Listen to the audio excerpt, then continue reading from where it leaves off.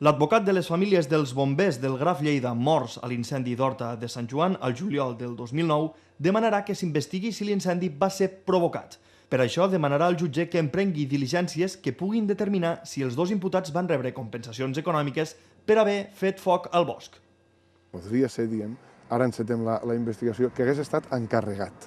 Que hagués estat encarregat per algú que hagués tingut interès de que aquí s'hi calés foc. No que hagués tingut interès de les conseqüències letals que va tenir aquest incendi, òbviament, però sí que tenia interès en que s'hi calés foc. Potser perquè hi havia algun interès en el fet de que aquella zona quedés arrasada pel foc.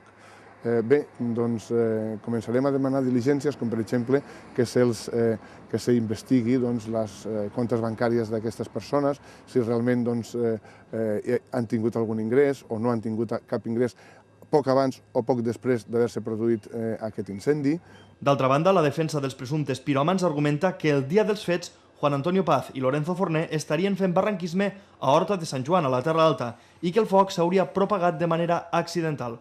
Als presumptes autors se'ls imputa un delicte d'incendi intencionat, 5 d'homicidis imprudents i un altre de lesions greus.